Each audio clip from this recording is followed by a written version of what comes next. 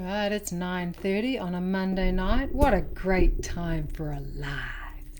So, want to talk about being focused on what you don't want, because it's been coming up for a lot of clients leading into the Christmas period. So, I'm going to see who's around tonight. If you're joining live, say hello. Let's get some interaction. Let's get some comments going, because most of us are focused on what we don't want. And this, as I said in the text, this is well worth a rant on the topic, because it's coming up for a lot of people as we're entering into the Christmas period, where the stress starts to come up, and the arguments and the fighting and the, missing each other and not seeing each other, not understanding each other. So I want to talk about that, because it's huge. And it's the period of the year where the shit starts hitting the fan. It's like the most stuff starts coming up in our families, because there's a whole lot of people with different ways of being, different ways of seeing, all coming together to spend some time, right, for Christmas. And the dynamics start to kick off, right? They start to play out. And most of the time, these dynamics go unchecked because we're focused on what we don't want. We're focused on what we wish wasn't happening. We're focused on the shitty bits. We're focused on what other people are doing rather than what we're doing, which is a massive part of the work that I do. And the way to get out of that is, I was working with 2 or 3 clients this week around family dynamics, around stuff that's coming up for them. Not this week, last week. It's only Monday, right? But definitely one today. One came up today. That the way out of this is to step back and to be able to observe what's going on. It's like, holy shit, it's already kicking off. This is the client that I was working with today. And, she was anticipating stuff coming up, but not yet. Like, it's not Christmas yet. We've still got, 5, 8 days to go before the big day. And it's already kicking off. Whose house are we going to be at, right? Who's going to bring what? What's going to happen? Yeah, and who's going to be there in terms of new relationships, and why does that person have to come, and blah, blah, blah, all of that, right? Already kicking off. And when this stuff kicks off, you can get so in it, so sucked down in it, down into the downward spiral, that you can't even see what's going on, right? And to be able to step back and go, holy shit, what is actually going on here? Enough to be able to shift the focus away from all of that stuff. Because most of the time we're so in it, we're so overwhelmed, it feels so yucky, the fighting and the stress of it all. And we don't realize that we actually have a choice to do something different. So, welcome to the live. If you're joining me, I can see some people are watching live. Say hi. We're talking about focus coming into the Christmas period. Like, what's got your focus? So much of the time coming into this part of the year, leading up until Christmas, trying to finish off all the work stuff, before you sort of put your pens down or your tools down and start having some time off. Yet the focus is on, I haven't got enough time, right? There's too much to do. And that's where the focus is. And we can see how our focus ends up being in a really dysfunctional and unhelpful place, because it's on what we wish wasn't happening or what we don't have enough of. Yeah? And what happens is that we just end up creating more of exactly that thing, because we're so focused on it, right? And what gets our focus, what gets our attention just grows, right? Where our attention goes, energy flows. I think that's the little saying. It's like it makes more of it because we're so focused on it. And I really learned this with quite a big slap in the face with my kids, with their dad, right? that I was always focused on the behavior that I didn't like in my children. I was always focused on what my husband wasn't doing, what I didn't like about his behavior, everything that was on the negative end of the spectrum. Yeah, that's where my focus was. It was so fine, like laser focused in that direction. And then that's all I saw because I was so attuned to it. And this is scientifically proven, right? We have a part of the brain called the RAS. It's called the reticular activating system. And it shows us what we've previously made important.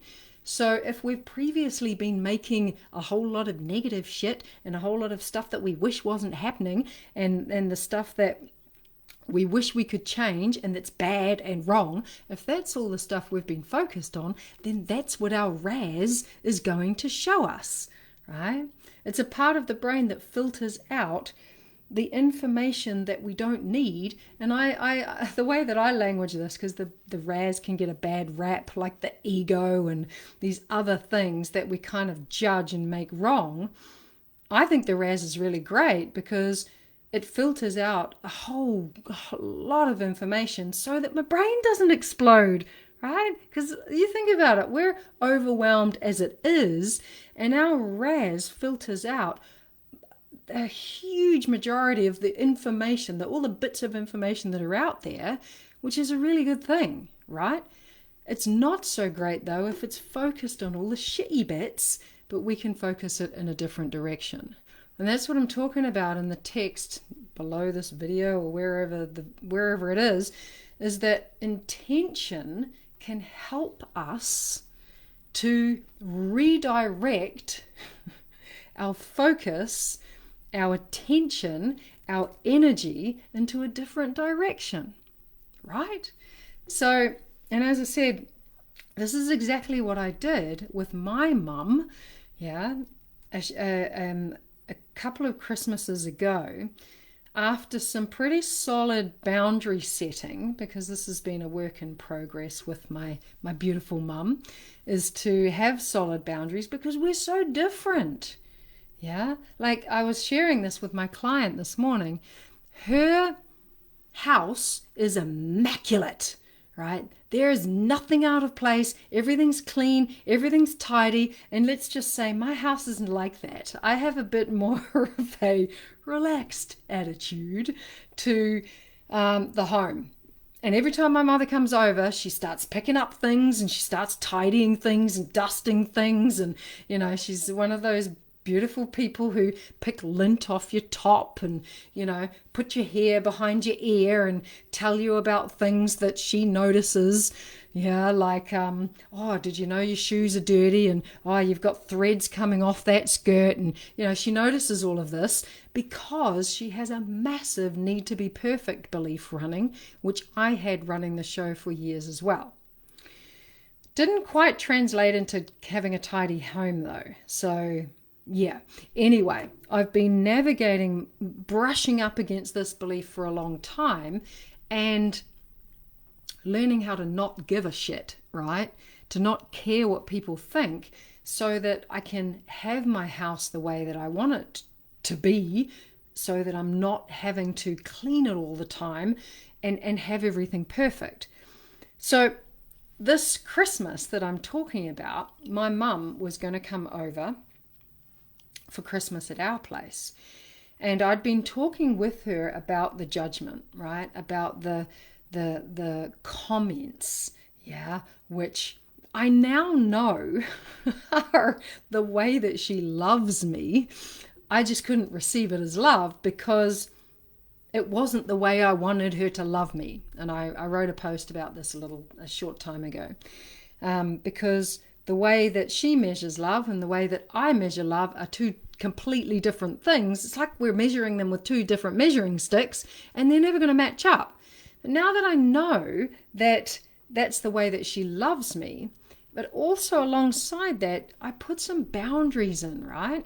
And I said to her, look, I'm happy to have you over for Christmas. Yeah, I'm happy to host, be the host of Christmas. And if you're going to come into my home, it's a judgment-free zone, right? You leave the judgment at the door. And that was the boundary. Like, it wasn't delivered in a hateful way or an aggressive way. It was delivered alongside the intention of what I really wanted to invite us all to focus on together for this Christmas. And this is powerful, right? Because this is the way out of focusing on the shit, focusing on the bits that we don't want and the bits that we are anticipating that's going to blow up, and all the fighting and the stress. And yeah, it shifts our focus into a different direction where we can all focus on a common goal, right? Of what we would love our Christmas to be. And I said to my lovely mum, and I said to my boy's dad, who I have a co-parenting relationship with, and I said to my boys, right, and we got together and we said, look, let's focus, on an intention where we're choosing to focus on connection, to focus on love, to focus on us all coming together and having a beautiful Christmas with lightness and laughter and playfulness and joyfulness, right? This was some of the language that I wanted to use, and I brought this energy of, this excitement, this sort of girlish excitement and aliveness, and I delivered that to my mum, right? And she said, she looked at me, and I could see the sort of surprise in her eyes, and she said, "Oh, I think I'd really like that." And I'm like, yeah, right. I mean, who doesn't want to experience that for Christmas? So we chose to focus on that rather than all of the other stuff, rather than the sink that needs cleaning, or the threads that are hanging off my dress, or the fact that the boys haven't, brushed their hair, or whatever else it is that comes up that a lot of our well-meaning relatives want to share with us and communicate and bring into the space around Christmas, that often triggers the fuck out of us. Or someone else in the family. So what it does is it removes all of that to by way of focusing on what we would actually love to experience. And it was profound, right? It was profound. We had the most beautiful Christmas we've ever experienced, because we went in with a really powerful intention of what we wanted to create, not what we wanted to, not what we didn't want, right? And why I kind of stumbled over those words is that when we don't have an intention, when we haven't considered and connected to what we would actually love to be experiencing, our focus is indirectly going towards the shit that we don't want, the stuff that we want to get away from, without us even realizing it, right? It happens so naturally. It's not natural, because it's actually natural for us to be connected to what we would love. It's just been normalized by the modeling of our parents' behavior, right? The social conditioning, the family conditioning, the parental conditioning, all the conditioning, right? All the programming from the past. It's been normalized by that, which is where our focus is. And what I bring in the work that I do, which I've been talking about a lot in the Awakened Relating 3-day training that just went live last week, and I'm going to be rerunning day 1 tomorrow, because I kind of screwed up the recording and I wasn't using this guy. I was using the normal computer recording, and it sounds a bit poo. So I've got 2 really good recordings and 1 that's not so good. So I'm going to run day 1 again, which means that all of you can have the opportunity to come and experience the first day of that training for free, right? It's worth $100. So I've been talking about this a lot because our focus is everything. Our focus creates what we're experiencing every single moment of every single day. And most of us have no idea what we're focused on, because we think we're focused on what we want, and we're actually not, right? Like, we're really not. I thought I was focused on the connection with my children. I wasn't. I was focused on controlling them, right? I thought I was focused on the connection with my husband. I wasn't. I was focused on getting him to change, right? I was focused on blame. I was focused on his shitty behavior that needed to change, right? That's where I was focused on. I wasn't focused on the connection of what I would love to experience with him. Yeah, and this is how important this is. So the last bit that I wanted to share, because, I've got another client that I was working with at the end of last week, and she has some members in her family, and she said, look, I've got people in my family, one that I'm thinking of in particular that is just not going to go for this, right? There's no way. There's no way. They're just going to chuck it back in my face. Yeah? And we've had this beautiful discussion around empowered relating, right? Awakened relating. And what even is that? It's being very intentional, because I'm talking about intention here, being very intentional about who you spend your time with, about who you share your energy with, your space, your environment, your home. Right? If we were going to go into sex, sexuality, your body, who you're sharing your body with. So intentionality is huge here. And I know people, I know clients who spend time with family at Christmas, on holidays, birthday, even though their family are toxic, right? Toxic. Yeah, they come out of those interactions and they're absolutely drained. Yeah, it's like, the energy vampires. Like, you come out feeling like you've had your energy robbed and you're full of negativity because these people are toxic. And when I start to really dive deep into what empowered relating is, what awakened relating is, it's getting very intentional about who you have in your environment. And what I'm saying is that means not spending time with people who are toxic, even if they're your family. Because there's this obligation piece running. Yeah, but they're my family. Yeah, so just because they're your family means that you have to let them treat you badly, right? That you have to accept and tolerate shitty behavior just because they're family. Right? This is the level of relating, the level of dysfunction in our old modes of relating, which I'm going to be talking about tomorrow, that has us stuck in these places where we are obligated or feel trapped or powerless to accept and tolerate shitty behavior that isn't okay for us, right? And it's time to snap out of that. It's time to lift out of that and relate in a really different way. So there's big stuff here around intention, around what is okay for us and what is not okay for us, yeah, and just seeing the stuff that's playing out under the surface in terms of obligation around family, yeah, spending time with people that are not serving you, right, is an easy way to say it, not bringing those intentions, like what you'd actually love to be creating in your life, in your holidays, in your Christmas day, right? All of that, yeah, to life.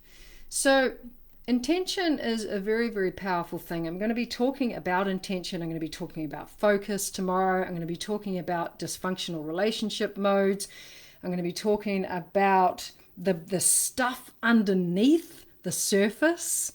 Yeah, the belief systems that drive us into the way that we think, which creates the way that we feel, which creates the way that we behave, which is all embroiled into the way that we relate. And for so many of us, our relating is so full of reaction, yeah, because of that stuff that is down under the surface, right? So there's a lot that's going to be spoken about tomorrow. Love to hear your thoughts around focus, around man, toxic people. Yeah, the ones that just kick up a fuss and the ones that are, just there to like push buttons. Actually, that's another thing. So if you're here live and you're listening, yeah, love to hear your thoughts around focus. Love to hear your thoughts around anything that's coming up for you around this Christmas period. Right? What starts to cook in your family dynamics around this time when we're brought together with people that we might not normally be spending that much time with? And another thing that I spoke to one of these clients that I've been, working with towards the end of last week and today as well, around connection, because the way that we get connection, right? The way that our dysfunctional modes of relating drive us into getting connection. One of those things is provoking, right? We create drama to fill our connection cup, even though it's dysfunctional. Right? So we make the comments, we push the buttons, we say the thing that we know is going to rile someone up, yeah, because it creates this distorted comfortability and familiarity that so many of us are conditioned with, that's normal. Right? That's normal. I did a post about it before as well. It's about what we consider normal in our relationships, and what the post was around was whether we are conditioned to believe that they're all meant to be all rosy and all perfect, and if shit's going down that there's something wrong, or conditioned that they should be hard and they should be full of pain and suffering and upset and challenge and button pushing, and that is the button pushing to create connection. Like, it's to get connection. It's all to get connection. It's a very dysfunctional way of getting connection. So there's a lot there in terms of understanding what it is that drives our behavior in our relating, that ends up with us reacting. Yeah, because there's a lot of reaction around this time at Christmas. Yeah, not even just in families, like just going out and being at the supermarket and being on the roads during this time. Like, there's a lot of energy moving out there in the world. So I wanted to have a chat about intention. I wanted to have a chat about focus. Hey, Shane. Wolves are in the house. So tell us a bit, Shane, while you're on the line. What's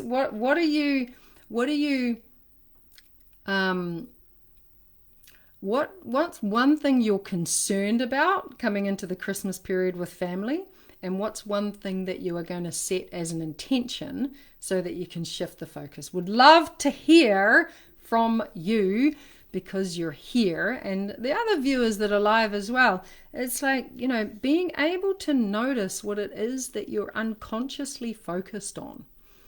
Yeah, because there will be stuff playing out that you're worried about, that you're concerned about, that you're nervous about, that you're uncomfortably anticipating, and thinking about this client from earlier today. She could already feel it starting to cook off, starting to cook and kick off, but it happened a lot earlier. And I was like, when you say that things happen for a reason, or it's coming up now so that she can address it now and set some powerful intentions. And that's what we did in our session. It was epic, man. I got her to really like sit in like this vision of what she would love to create, of like how she was going to greet the family as they're entering in, what kind of energy she wanted to bring to the day, how the dinner played out, and it was so beautiful. Yeah. And to hold on to that vision, because a lot of the time it's like, oh, well, we'll just like cross our fingers and hope for the best, right? That is not a strategy, right? It's not a strategy, and it's not a powerful way to be in relating, because when we're doing this and, oh, the universe will take care of it, and I'll just leave it up to the universe, and the universe has got my back and all of that. It's like, this I just hope it will work out. And I remember someone saying to me, hope is not a strategy. It's not, right? Because when we say we hope it all works out, all our focus is still it's still being directed unconsciously, without us even knowing it, to all the shit that we're worried about and hope doesn't happen. Because we haven't got a different direction, right? We've given up. We've not powerfully chosen to set an intention and redirect our focus into what we would love to create. Do your best to stay out of judgment. Yeah, love it. So what's your intent? So that's your intention? No, it's not, because it's just going to feed the judgment. So what's your intention? Yeah, what's your intention? What's your focus, Shane? What are you focused on? Because staying out of something is feeding, yeah, what you're trying to get away from. So, connection. Is it love? Creating a loving connection, like lightness and laughter and playfulness, or what's the focus in terms of setting a powerful intention that's not just trying to get away from where you don't want to be.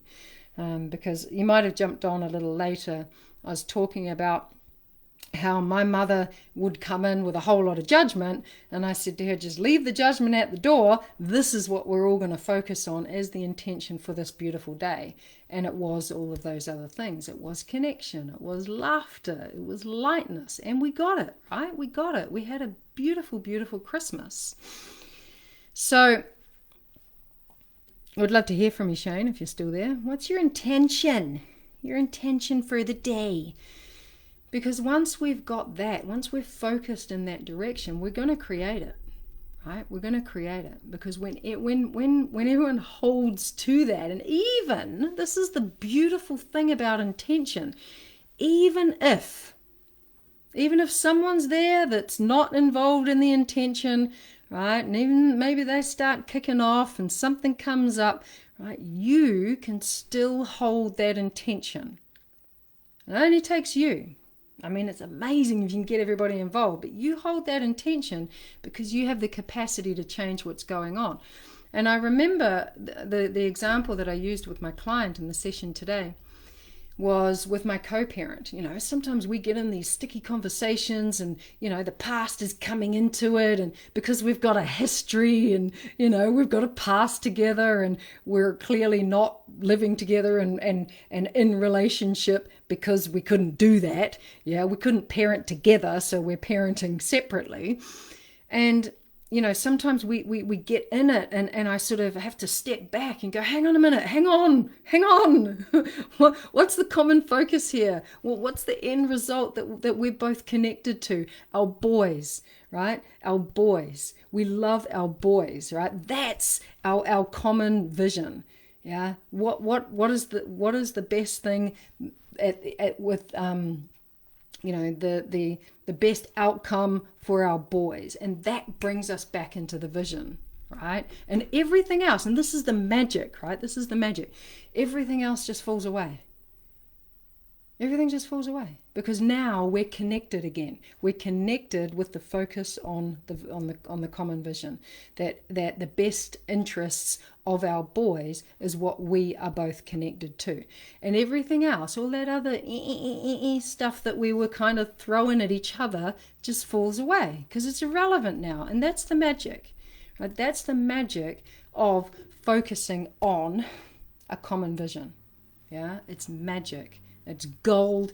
When I did it with my mother and did it with my co-parent, and the fact that my co-parent comes to every Christmas now, when after we first broke up 7 years ago, it was not that. It was hairy as hell, right? And yeah. I'm creating a light, humor, and play-filled atmosphere to allow others and myself to connect deeper from a relaxed perspective. The day will be fun. See, that my beautiful client, Shane, my beautiful friend, that has way more power, yeah, way more energy in terms of the creator orientation, right? Creating what you would love, than do my best to stay out of judgment, right? Now, I want to invite you to say that to yourself, those two things, because you get it, right? They're at opposite ends of the spectrum. Yeah. One is trying to get away from what you don't want. I'm doing my best to stay out of judgment. It's still feeding the judgment, right? It's still feeding the fear. It's still focused on what you don't want. Creating a light, humor, and play-filled atmosphere to allow others and myself to connect deeper from a relaxed perspective. Yeah, the day will be fun. Completely different energy.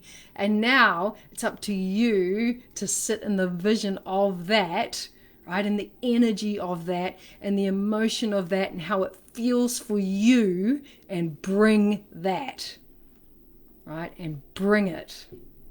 Yeah. That's why you got to have a coach. Damn straight. Damn straight. Because when we think we're focused on what we want, right, we're actually not. Yeah, mic drop. I love it. So much love to you, beautiful man. This is it. This is it. Yeah, because so often when we think we're focused on what we want, we're not. Yeah, we're focused in the other direction, simply feeding more, giving more fuel, giving more energy, more focus, more attention onto what we don't want, and we end up creating more of it. So, for those of you who have been watching, I hope you got a lot out of that. That was a really, really, really good talk around focus, around intention, around being very clear about what we're tolerating in our lives and our relationships, so that we stop accepting shitty behavior in our lives, right? Even when it's family. Yeah, noticing, seeing the obligation pieces that run in terms of family. Hey girlfriend, Annalise Kugler is on the call. How are you, love? Just talking about intention. I am going to wrap up. So it was a really good session around what we want to create on Christmas Day with our family, right? What we want to create in terms of the energy that we want to bring, the vision that we want to create, the environment that we want to experience with our loved ones this Christmas. Yeah, because we have a choice. We can create it. We can leave it up to chance and hope, which I talked about a lot a few minutes ago. Or we can get very intentional and choose what we want to create, embody that energy, and bring that shit, sister. Kindness, mega chill, and all love. That's it, right? That's it. Yeah, beautiful, beautiful thing. All right, beauties. Please leave some messages about what you want to create, the vision, the words, the connection, the juice of what you want to create with your beautiful family this year over the Christmas period, over the holidays period. You sure can, Misty. It'll go live in a minute and you'll be able to catch it on the replay because it was a juicy session. So, yeah, go back and listen to it. It'll be up shortly. And if you are still here, because I know there's a few viewers that are still here, I really want to hear your intentions about what you want to create with your family. Yeah, all of the things. I fucking love you too, man. What's up? All right, happy Christmas. Mwah! Love you all to bits. I'm going to look forward to getting all of your comments once you watch the replay. And I'm going to read all of your juicy intentions and nick words from it and pull them into my own, right? And just like fuel mine with super, super fueled gas, because that's how we roll, baby. All right. Big love, everybody. I'm going to bed Monday night. Let's do the thing. Ciao.